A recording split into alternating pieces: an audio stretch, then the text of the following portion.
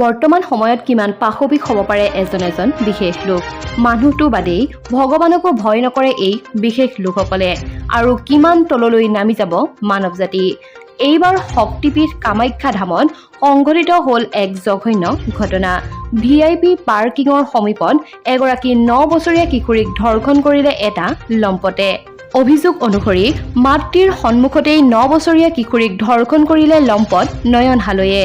জানিব পৰা মতে নয়ন হালৈ শক্তিপীঠ কামাখ্যাত দীৰ্ঘদিন ধৰি ব্যক্তিগত ফটোগ্ৰাফাৰ হিচাপে কাম কৰি আছিল।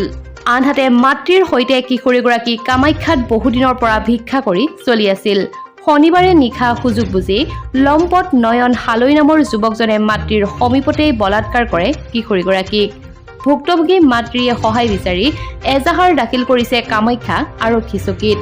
ইতিমধ্যে কামাখ্যা আৰক্ষীয়ে গ্ৰেপ্তাৰ কৰিছে লম্পট নয়ন হালৈ নামৰ যুৱকজনক। সঁচাকৈ এনে নিকৃষ্ট মানসিকতাৰ ব্যক্তি বাৰু প্ৰকৃততে কি শাস্তি দিয়া উচিত? আপোনালোকৰ মতামত তলৰ কমেণ্ট বক্সত কমেণ্ট কৰি জনাবলৈ নাপাহৰিব। আজিৰ ভিডিঅ'টো ইমানেই আছিল। শেষলৈকে চোৱাৰ বাবে ধন্যবাদ।